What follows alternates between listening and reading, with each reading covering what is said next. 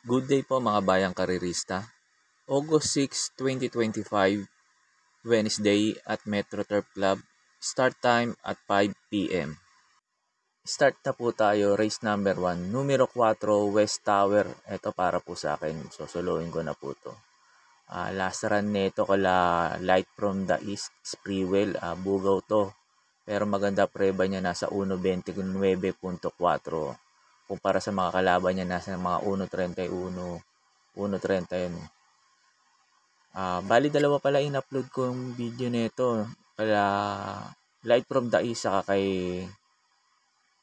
Make No Mistake. Kay Make No Mistake po mga 5 to. Nagpreba siya ng 1.30. Malalakas lang talaga nakakalaban nito kaya ganun na naging preba niya. Pero maganda na rin kumpara doon sa mga nakalaban niya ngayon. Itong grupo niya na to. Pagkatapos nga po pala ng info ko rito sa race number 1 na mapapanood niyo yung takbo nito ni West Tower kala Light from the East saka Make No Mistake. Kaya po sa race number 1, numero 4, West Tower, para po sa akin, susuluin ko na po. Of and racing. It's a scramble in front position, moving up now on the outside. He's starting bounce to grab the lead. Down on the inside, he's Shaq. The individual portion is West Tower. Moving up now is Make No Mistake. Together with Big Left over. Individual is Dini Eagle. Down on the inside is Agent Romanov. Moving up now is Miss Pinkerton and so was Sipokot Boy, and a long way back to Alpha Miss and Pretty Penny. Down the backstretch run as starting bounce leads by 3/4 of a length, being hassled now by Make No Mistake. Brig left over is racing on the outside in third position. Then driving back in fourth is West Tower as they race the fourth turn as starting bounce. Once again trying to come back, then being challenged now by the favorite Make No Mistake. Make No Mistake this time by about a length and a half. Position second now is Brig left over. Drops back in 30s as starting pounds as they race the final home turn, and down the stretch they come, and it's still Make No Mistake by about 2 to 3 lengths now over Brig left over. Moving up now on the outside and hitting the finish line. It's all Make No Mistake. Second, Brig left over, Agent Romanov. Sipokot Boy, West Tower close for fifth between Dini Eagle as starting pounds. Race number 1 is over, racing fans, and we have the favorite imported runner number 12, Make No Mistake, ridden by jockey C.S. Pare Jr., crossing the wire first. And our unofficial order of arrival, 12, 13, 3, 4, 6. And then we have a close finish for 6th placer between number 5, Dini Eagle, and number 14, as Sterling Pounds, as per our racetrack announcer, Long Told. Racing is Spreewell looking for the lead, showing speed now is Magnolia Ariana. Robotic Days racing in third. In the middle portion is Light from the East. Baron of Sibagot is down in fifth, followed over by Agent Romanov, and West Tower is racing in behind them. So down the backstretch run is Spreewell. He's the field by a length, being hassled now by the Light from the East, racing on the outside. Then drops back in third is Magnolia Ariana. 3 lengths for the back in fourth is Robotic Clay. Baron of Sipokot, West Tower, and racing on the outside, moving up as they race the last 600. And it still is Spreewell and Light from the East now matching their strides together. And running in third now is Robotic Clay is taking in now once again is Magnolia Ariana as they race the last 400, and it's still 2 and 3 keep on matching their strides. Is Spreewell trying to come back, racing on the outside, Light from the East. Light from the East, Spreewell racing beside the rail, and down the stretch they come, and it still is Spreewell and Light from the East keep on matching their strides together. 100 meters to go. Is Spreewell refuses to surrender against Light from the East, fights back on the outside, and here's the wire. Light from the East is Spreewell, Agent Romanov, Magnolia Ariana, Robotic Clay, Baron of Sipogot, West Tower. And there you have it, racing fans. Race number 1 is over. We have entry number 5, Light from the East, just in the nick of time, crossing the bar first over number 2, Sprewell. Then comes number 3, Agent Romanov, only selling. Sa race number 2 na po tayo. Ang primera ko po yung numero 3, Full Combat Order. Ito para sa mga llamadista at mga nagtitipid. Pwede nyo suluin to. Itong numero 3, Full Combat Order. Lasaran nito, maganda tinakbo nito. Baka makaulit-ulit ng panalo.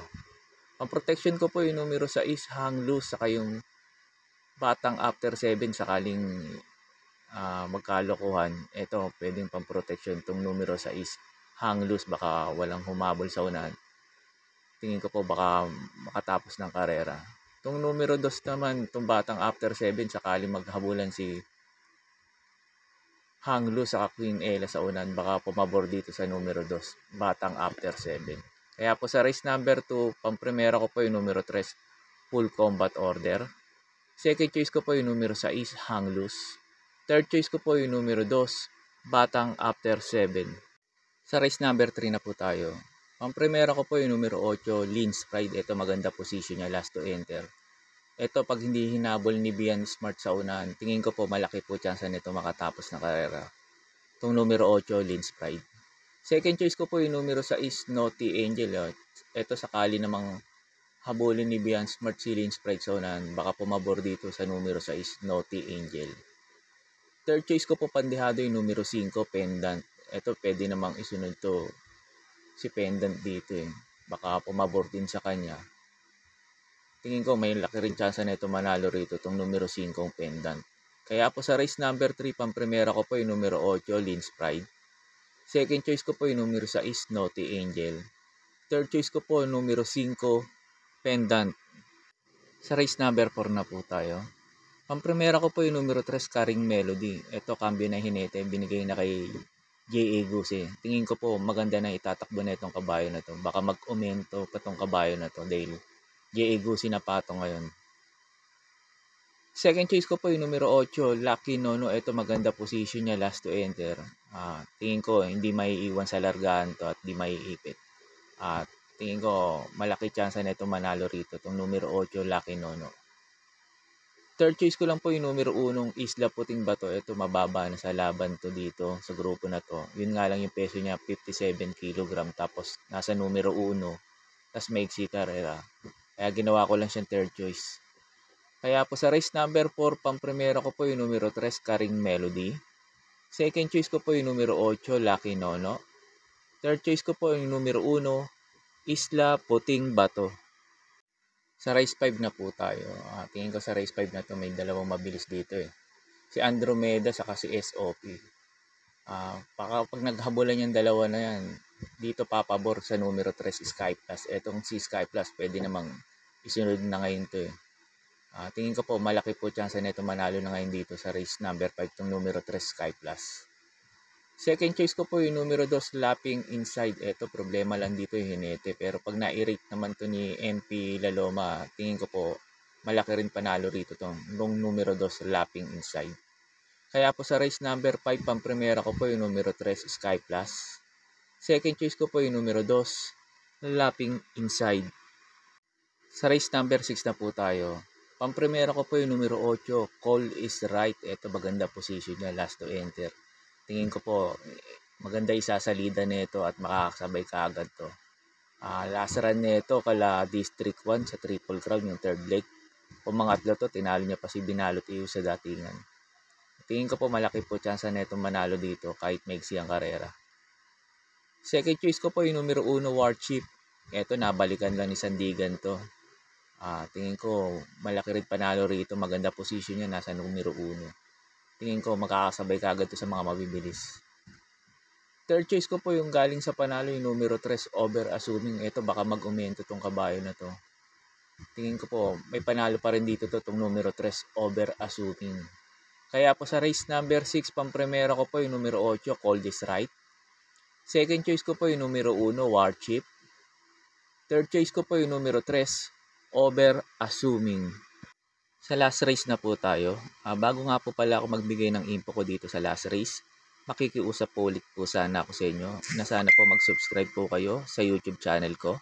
At pakitap na rin po yung notification bell para updated kayo tuwing mag-upload ako ng mga infos at videos ko. Arnel Racing Tips, maraming salamat po. Sa last race na po tayo. Pang-primera ko po yung numero 8, Malibo Princess. Ito maganda position niya, nasa labas. Last to enter. Tingin ko makakasabay ka agad itong numero 8 rito. Itong Malibo Princess. Lasaran na ito, maganda na tinakbo na ito kala full combat order. Second choice ko po yung numero 6, Ginebra. Ito pag hindi hinabol ni Doña Chicha, tingin ko po malaki po tsansa na itong makatapos ng karera. Pag ito nauna at walang humabol, doble manakbo to. Itong numero 6, Ginebra. Lukayo nga lang sa peso 57. Pero pag ito nauna at hindi nila hinabol at nakapagpahinga sa unan, malaki po tsansa na itong manalo itong numero 6, Ginebra dito. Kaya po sa last race, pang-primera ko po yung numero 8, Malibo Princess. Second choice ko po yung numero 6, Ginebra. Yun lang po, and good luck and happy racing po mga bayang karirista. Pagkatapos nga pala nito yung mga pa-shoutout nyo po.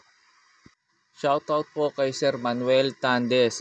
Sir Manuel Tandes, shoutout po sa inyo at maraming salamat po.